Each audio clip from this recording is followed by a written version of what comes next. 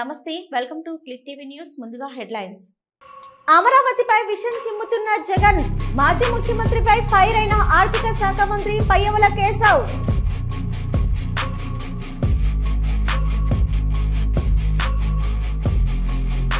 Phone tapping case, Shravan రావును కస్టడీకి తీసుకున్న సిసిఎస్ పోలీసులు.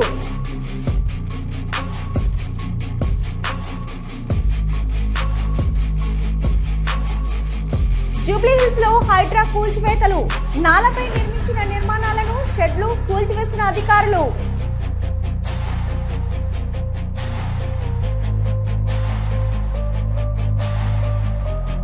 కవిత ప్రశ్నలకు కేసీఆర్ జవాబు చెప్పాలి, మంత్రి పొన్నం డిమాండ్.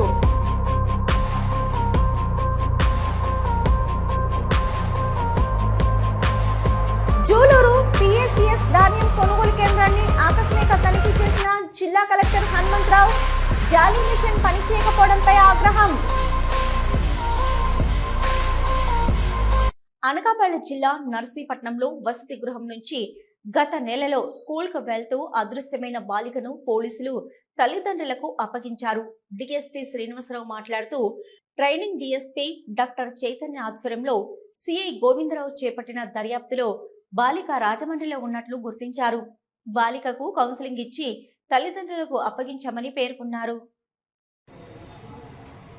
మీ అందరికీ తెలిసిన విషయమే, చిలుకుర్తి శ్రీవర్షిణి అని చెప్పేసి ఒక 13 సంవత్సరాల అమ్మాయి మన నర్సీపట్నం నుంచి హాస్టల్ నుంచి సోషల్ వెల్ఫేర్ హాస్టల్ నుంచి తురుకబడి స్కూల్కి వెళ్తాను అని చెప్పేసి అమ్మాయి 4/8వ తేదీన వెళ్ళిందండి. ఈ అమ్మాయి అక్కడ 8th క్లాస్ చదువుతుంది అమ్మాయి.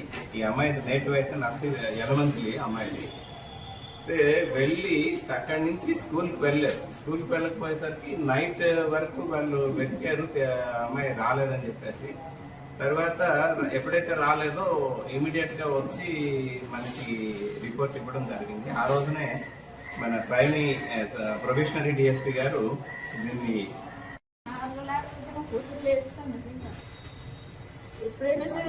దేనికి చెప్తారమ్మా, దేనికైనా ఎందుకు చెప్తారు? నువ్వు బాగుండాలనే కదా చెప్తారు, నువ్వు మంచిగా ఉండాలనే కదా చెప్తారు, అంతేనా? ఎప్పుడు ఏ టైంలో ఫోన్ చేసినా లిఫ్ట్ చేసి సమాధానం చెప్పి ఎక్కడికి వెళ్ళినా సరే ఫోటోలు పెట్టి బాగానే చేశారు. సార్ లేకపోతే నాకు ముందుగా నిద్ర రావాలని 45 రోజుల నుంచి తిరుగుతూనే ఉన్నారండి. సార్ మొత్తం తిరుగుతున్నారండి. ఒక రోజు మీ అమ్మ ఎంత బాధపడిందో తెలుసా? నర్సీపట్నం టౌన్ లో డ్రోన్ కెమెరాతో నిఘా ఏర్పాటు చేశారు. సిఐ గోవిందరావు ఆధ్వర్యంలో టౌన్ ఎస్ఐ ఉమా మహేశ్వరరావు పలు ప్రాంతాలలో డ్రోన్ ద్వారా విజువల్స్ సేకరించారు. ఈ సందర్భంగా ఆయన మాట్లాడుతూ, టౌన్ పోలీస్ స్టేషన్ పరిధిలో డ్రోన్ కెమెరా ద్వారా తనిఖీ చేస్తున్నామని పేర్కొన్నారు. నేరాల నియంత్రణకు వీటిని వినియోగిస్తున్నట్లు ఎస్ఐ తెలిపారు.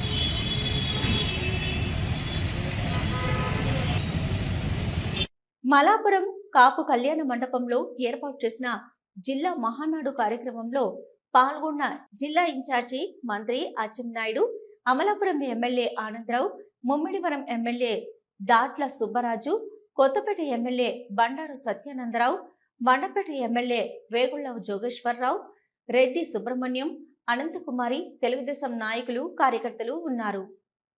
ఒక నియోజకవర్గానికి 7 కోట్ల, ఒక నియోజకవర్గానికి 6 కోట్ల, మాకు 3 కోట్ల. మాకు రోడ్లు లేవా? మాకు ఇరిగేషన్ ప్రాజెక్టులు లేవా? మేము మామూలు ప్రజలు ఎన్నుకోలేదా? చెప్పండి మినిస్టర్తో కూడా.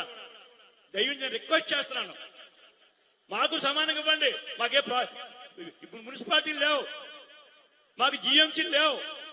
ఉన్నదల్లా గ్రామీణ ప్రాంతం. నాకు కేఎస్ చోడవరం ఎమ్మెల్యే గారిని. అందరికీ నమస్కారాలు. హంద్రీ నివాస్ సుజల స్రవంతి పైన కాంగ్రెస్, తెలుగుదేశం, వైసీపీ ప్రభుత్వాలు చేసిన అభివృద్ధి పైన బహిరంగ చర్చకు సిద్ధమైన ఎమ్మెల్సీ శివరామరెడ్డి గారు జీడిపల్లి రిజర్వాయర్కు రావడానికి నాకు ట్రాన్స్పోర్ట్ ప్రాబ్లము, వర్షం వస్తుందేమో ఇట్లాంటి కుంటి సాకులు చెప్పి బహిరంగ చర్చకు రాకుండా ఉరవకొండ నుంచినే తుర్రుమనిపించినాడు. ఇది పెద్ద మనిషి లక్షణం కాదు. మీకు చర్చించే దమ్ము ధైర్యము లేకపోతే బహిరంగ సవాలు విసరకూడదు. విసిరిన తర్వాత ఇక్కడ మేమన్నీ ఏర్పాట్లు చేసి ఒక 300 మంది కూర్చోవడానికి ఆయనకు ప్రత్యేకంగా సీటు కేటాయించి మంచి వాతావరణంలో ఎవరేం చేశారో చెప్పుకునే వెసులుబాటు కల్పిస్తే కుంటి సాకులతో శివరామరెడ్డి గారు బహిరంగ చర్చకు రాకుండా ఉడాయించడం అనేది ఉరవకొండ నుంచి కరెక్ట్ అయిన విధానం కాదు. మాజీ సీఎం వైసీపీ అధినేత వైఎస్ జగన్మోహన్ రెడ్డి అమరావతిపై విషం చిమ్ముతున్నారని ఆర్థిక శాఖ మంత్రి పయ్యవుల కేశవ్ తీవ్ర ఆగ్రహం వ్యక్తం చేశారు. ఏపీ అభివృద్ధిని అడ్డుకోవడానికి ఆయన ప్రయత్నం చేస్తున్నారని విమర్శించారు. జగన్ తన అస్తిత్వం కాపాడుకోవడానికి ఉన్నవి లేనివి చెప్తున్నారని ధ్వజమెత్తారు. ఆయన మాటలు వింటుంటే ఏపీకి పరిశ్రమలు రాకూడదన్నట్లుగా ఉందని మండిపడ్డారు. జగన్ మీడియా సమావేశం పెడుతున్నారంటే 4 సలహాలు ఇస్తారని తాము అనుకున్నామని చెప్పారు. రెడ్డి గారు తన అస్తిత్వాన్ని కాపాడుకోవడం కోసం ఉన్నవి లేనివి కల్పించి మాట్లాడేటువంటి ప్రయత్నం చేస్తూ ఉన్నారు. ప్రెస్ మీట్ పెట్టారంటే ఏదో ప్రభుత్వానికి 4 సలహాలు సూచనలు ఇస్తారేమో అనుకుంటే అమరావతి మీద విషం చిమ్మడానికి, జరుగుతున్నటువంటి అభివృద్ధిని అడ్డుకోవడానికి, పారిశ్రామికవేత్తలు ఈ రాష్ట్రానికి వస్తుంటే భూములు ఇస్తుంటే వాళ్ళని భయపెట్టడానికి, ఇక తను ఇన్వాల్వ్ అయిపోయినటువంటి లిక్కర్ మాఫియాలో వెలుగులోకి వస్తున్నటువంటి నిజాలను కప్పిపుచ్చడానికి ఈరోజు ప్రజల దృష్టిని మరల్చేందుకు ప్రెస్ మీట్ పెట్టినట్టుగా కనపడతా ఉంది. ఫోన్ ట్యాపింగ్ కేసులో నిందితుడు, చీటింగ్ కేసులో చెంచల్గూడ జైల్లో రిమాండ్కు ఉన్న శ్రవణ్ రావు కస్టడీ తీసుకున్న సిసిఎస్ పోలీసులు.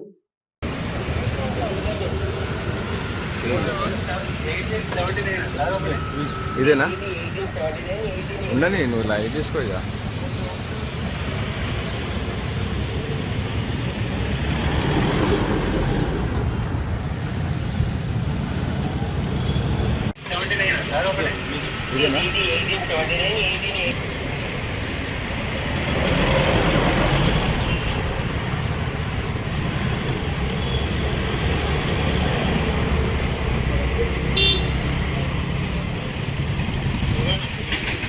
జగిత్యాల రూరల్ మండలం తిప్పన్నపేట గ్రామంలో రైతులు రోడ్డెక్కారు. సకాలంలో ధాన్యం కొనుగోలు చేయకపోవడంతో అకాల వర్షానికి తడుస్తుందని ఆందోళనకు దిగారు. వడ్ల బస్తాలు రోడ్డుకు అడ్డంగా పెట్టి మొలకెత్తిన ధాన్యంతో నిరసన తెలిపారు. ధాన్యం కొనుగోలు చేయాలని రోడ్డుపై బైఠాయించి ధర్నా, రాస్తారోకో చేశారు. ధర్మపురి జగిత్యాల జాతీయ రహదారిపై ట్రాఫిక్ స్తంభించింది. నెల రోజులు గడిచినా ధాన్యం కొనుగోలు చేయట్లేదని ఆందోళనకు దిగారు. అధికారులు హామీ ఇచ్చే వరకు కదలమని భీష్మించి కూర్చున్నారు. పోలీసులు ట్రాఫిక్ ను డైవర్ట్ చేసి రైతులను సముదాయించారు. తూమ్ లక్ష్మణ్ సార్, ఇవి గత వారం క్రితం నుంచి వెళ్ళి ఐక్యాప్ సెంటర్ కట్ట మీద ఉన్న అట్లను ఆపి మడ్ల వడ్లను జోకూరి అన్నా కానీ అధికారులు ఎవరు పట్టించుకోవడం లేదు. అలాగే సాగర్ సార్ నువ్వు సార్ ఇది వడ్లు నానిపోయినాయి అన్న బయలు మిల్లుకు మాట్లాడాలంటే మీరు ఎవరిని అడిగి పోసిరు అంటారు సార్. ఇది ఏదైనా అధికారులు సుతా పట్టించుకోవట్లేదు సార్. మరి రైతులు మేము ఎక్కడ ఇక మీరు రైతు రోడ్డు మీదకి ఎక్కి ఎక్కడమైనా మా పరిస్థితి ఏంటి? దీన్ని ఎవరికి ఫోన్ చేసినా పట్టించుకోవడం లేదు. గత 15 రోజుల క్రితమే వడ్లు మ్యాచర్కి వచ్చినాయి. బరదాని ఏమంటే రేపిస్తాం మాపిస్తాం అని 15 డేస్ జరిపినారు. 15 రోజులు జరిపిన తర్వాత సుతా బరదాని ఏమంటే రేపిస్తాం లారీ వచ్చింది ఇలా అని అన్నారు.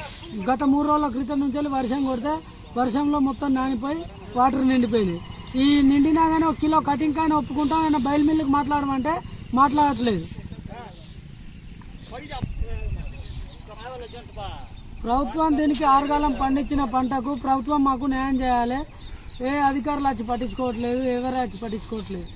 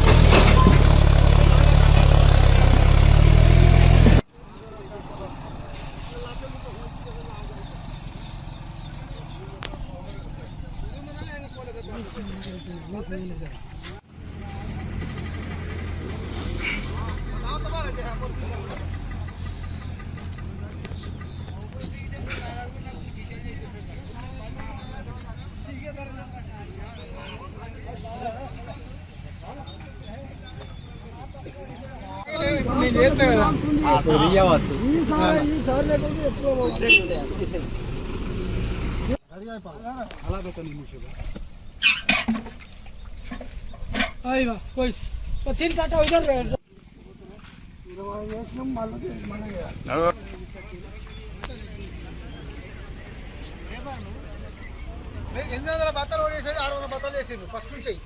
లేబర్ ఇట్లా కరెక్ట్ ఉంటే ఇలా ఇల్లు ఒక్కిస్తాము మనం తెలుసా. ఎప్పుడు అయిపో ఏమైనా లారీకి మళ్ళీ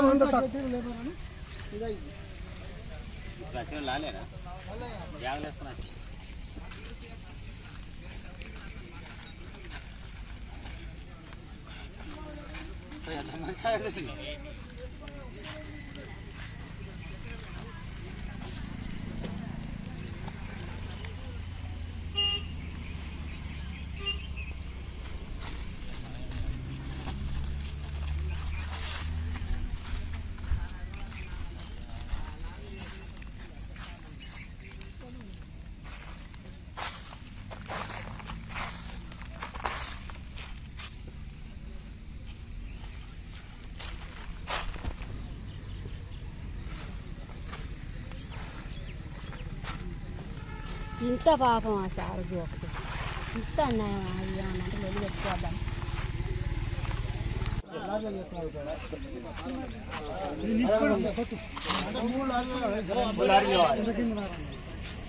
జూబ్లీహిల్స్ లో హైడ్రా కూల్చివేతలు. పెద్దమ్మగుడి పక్కన నాలపైన ఆక్రమణలు కూలుస్తున్న హైడ్రా సిబ్బంది. ఉదయం 6 గంటల నుంచి కొనసాగుతున్న కూల్చివేతలు. నాలపై నిర్మించిన నిర్మాణాలను షెడ్లు కూల్చివేస్తున్న అధికారులు. నాలాను ఆక్రమించి నిర్మించినట్లు గుర్తించిన హైడ్రా 500 గజాలకు పైగా స్థలంలో నిర్మాణాలను కూల్చివేస్తున్న హైడ్రా సిబ్బంది.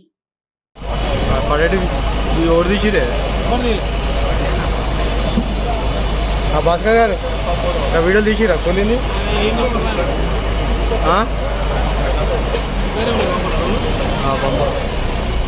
పెడుతురుగా మళ్ళీ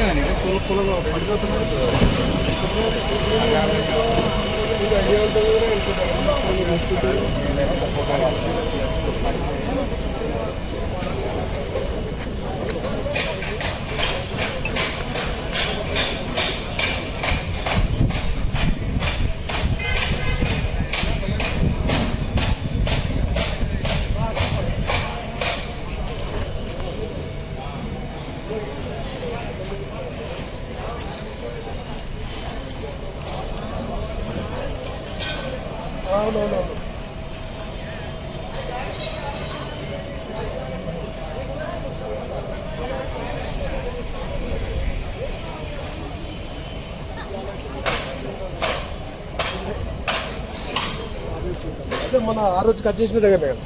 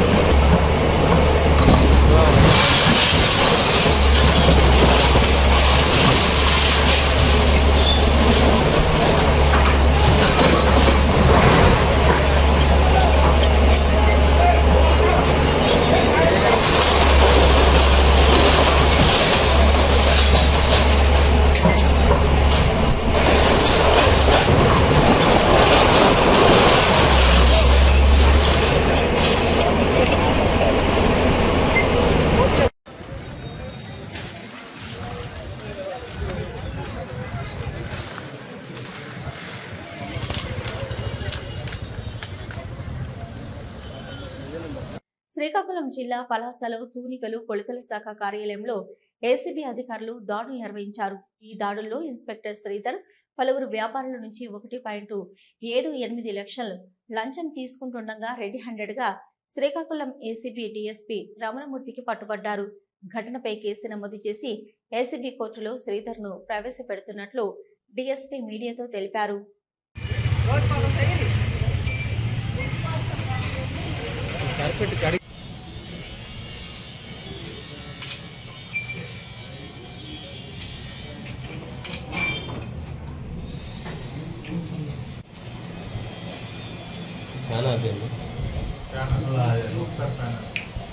అదే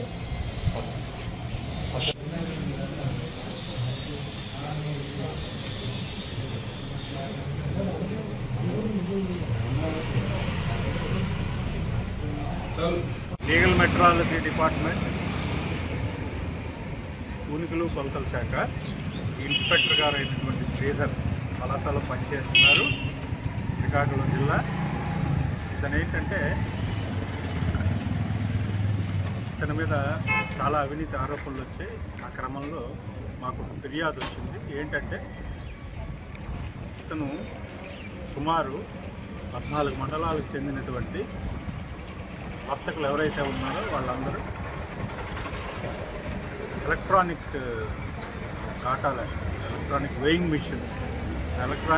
మిషన్స్ అన్నీ కూడా చెక్ చేసి సర్టిఫై చేస్తారు. ఆ సర్టిఫై చేసిన దానికి అన్నీ తిరగలేదు. సుమారు 1000 కొలది ఉంటాయి, 14 మండలాల్లో 1000 ఉంటాయి. So government authorised licence repairers అని కొంతమందిని నియమిస్తారు. ఆ క్రమంలో ఒక 2 రిపేరర్స్, వాళ్ళిద్దరూ ఏంటంటే వాళ్ళకి సంబంధించినటువంటి మండలాల్లో ప్రతి ఎలక్ట్రానిక్ కాటా చెక్ చేసి దాని మీద ఏమైనా రిపేర్ ఉంటే రిపేర్ రాసి ఆ రిపేర్కి ఛార్జెస్ తీసుకుని, అలాగే ఆ లైసెన్స్ ఏమైనా ఎక్స్పైర్ అయిపోతే వెరిఫికేషన్ సర్టిఫికేట్ ఇప్పించడానికి సుమారు 300 రూపాయలు చలానా కట్టాలి గవర్నమెంట్కి 300 రూపాయలు చలానా కట్టాలి. కట్టకుండా 300 రూపాయలు కట్టిన తర్వాత కట్టడమే కాకుండా మరొక 400 రూపాయలు ప్రతి కాటాకి కలెక్ట్ చేసి లంచంగా ఇవ్వాలని చెప్పడం జరిగింది. అలాగా ప్రతి కాటాకి లంచం డబ్బులు 400 రూపాయలు కలెక్ట్ చేసి ఇస్తేనే మీకు సర్టిఫికేట్ ఇస్తానని చెప్పి సుమారు 266 పెండింగ్ పెట్టాడు. అలాగే 179 అయిపోయిన వాటికి వెరిఫికేషన్ సర్టిఫికేట్ ఇవ్వకుండా పెండింగ్ పెట్టాడు. సో ఈ క్రమంలో టోటల్ 445, అక్కడ లెక్క కూడా చెప్పాడు, 445 × 400 రూపాయలు 1,78,000 అయింది. సో 1,78,000 ఇస్తేనే మీకు సర్టిఫికేట్లు ఇస్తానని చెప్పి ఇతను చెప్తున్నాడు. ఆ క్రమంలో విసుగు చెంది శ్రీధర్ గారి మీద మాకు ఫిర్యాదు చేయడం జరిగింది.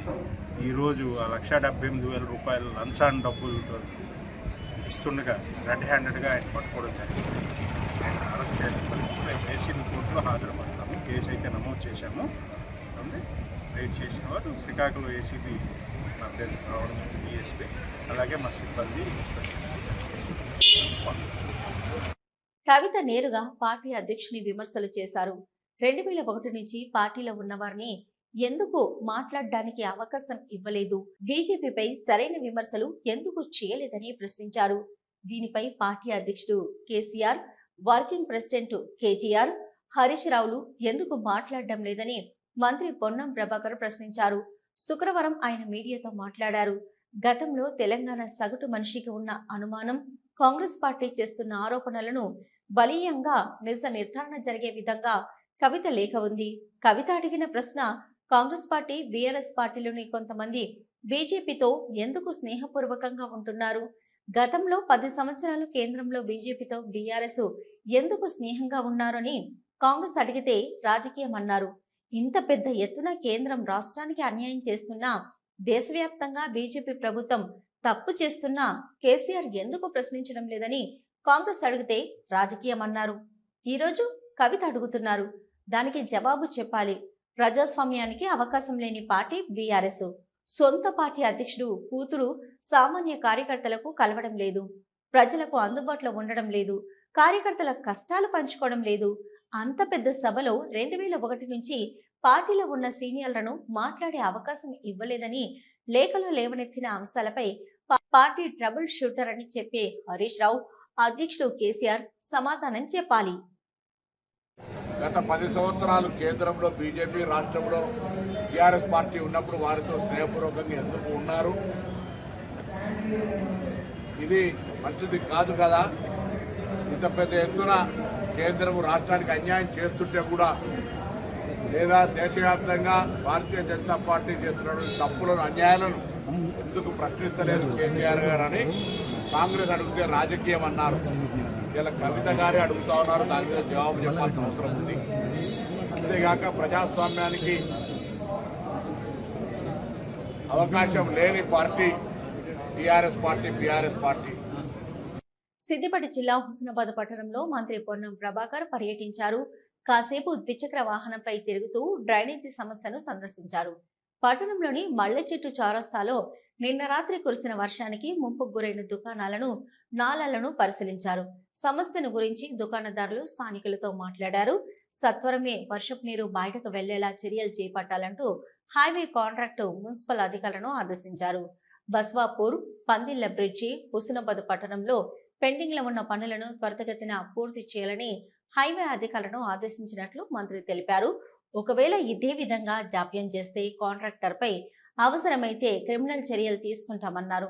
వర్షపు నీరు ఇళ్లలోకి, దుకాణాల్లోకి చేరకుండా చర్యలు తీసుకోవాలని సంబంధిత అధికారులు మున్సిపల్ కమిషనర్ ను ఆదేశించామని, కొంత ఇబ్బంది జరిగినా ప్రజలు సహకరించాలని కోరారు.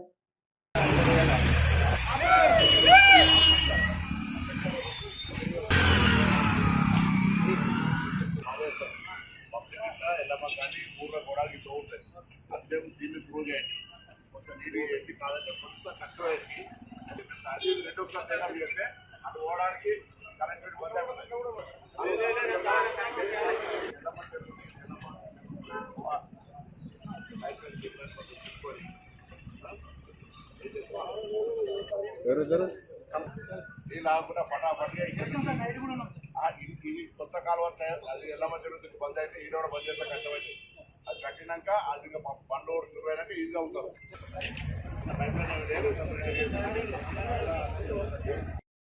జరిగే హైవే పనుల్లో పట్టణంలో పనులను వేగవంతం చేయాలి.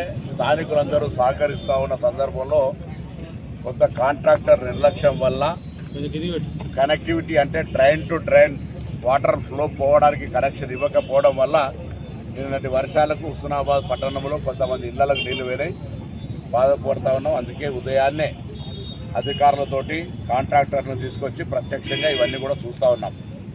ఈరోజు సాయంత్రం వరకు అన్ని కాలువల్ని ఎక్కడ కూడా వాటర్ నిలవకుండా ఉండే విధంగా ముందు త్రూ చేస్తూ ఉన్నాం. ఎక్కడెక్కడ పర్మనెంట్ స్ట్రక్చర్ చేయాల్సి ఉందో అవన్నీ కూడా చేస్తూ చిన్నగా భూములకు సంబంధించిన వాళ్ళతో కూడా కోఆర్డినేషన్ చేసుకొని టౌన్లో ఎవరి ఇంట్లకు, దుకాణాలకు నిలవకుండా ఉండే విధంగా చర్యలు తీసుకునే ప్రయత్నం చేస్తూ ఉన్నాం. సంగారెడ్డి జిల్లాలో భారీ వర్షం బీభత్సం సృష్టించింది. గురువారం రాత్రి కురిసిన భారీ వర్షానికి నిజాంపేట, బీదర్ హైవేపై వరద నీరు భారీగా నిలిచిపోయింది.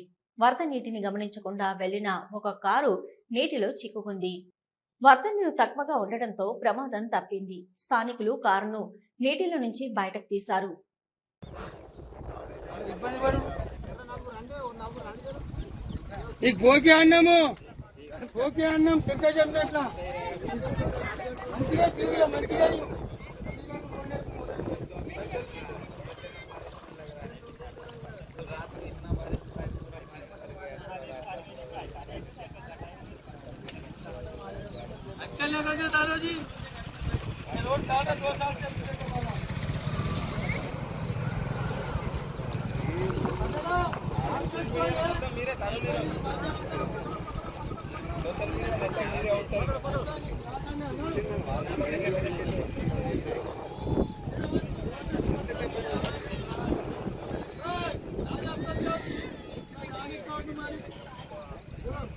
యాదాద్రి భువనగిరి జిల్లా పోచంపల్లి మండలం జూలూరు పిఎస్సిఎస్ ధాన్యం కొనుగోలు కేంద్రాన్ని జిల్లా కలెక్టర్ హనుమంతరావు ఆకస్మిక తనిఖీ చేశారు. ఇక జాలీ మిషన్ పనిచేయడం లేదని సంబంధిత అధికారులపై ఆగ్రహం వ్యక్తం చేశారు. సాయంత్రం వరకు జాలీ మిషన్ పనిచేసేలా చర్యలు తీసుకోవాలని అధికారులకు ఆదేశాలు జారీ చేశారు. రైతులకు ఇబ్బంది కలిగిస్తే చర్యలు తీసుకుంటామని హెచ్చరించారు. వాటి మీద తడవకుండా కప్పుతాం. ఈ నెల ఉన్నాయిగా ఇంటికాడ ఏం చేస్తున్నావు మరి పెట్టి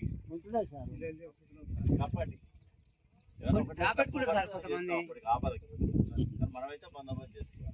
నీ రెండేనా సెంటర్ మొత్తం టోటల్ ఉన్నాయి కదా, అన్ని అయిపోతున్నాయి. గూడెం పెద్ద గూడెం అది ఉంది కదా, దాంతో కూడా ఎక్కువ ఉంటాయి కదా. మావిలో కూడా క్లోజ్ అయిన అమాని అడుగు మరి ఇంకోటి దేశం క్లోజ్ అయింది. ఇక్కడికే తీసుకురాండి, పెద్ద ఎత్తున జరగాలి. తర్వాత ఇంకా ఇక్కడ పెద్దది జాలీ మిషన్ తెప్పించినాక ఇవి ఇప్పటి వరకు నా క్లిక్ టీవీ న్యూస్. నమస్తే.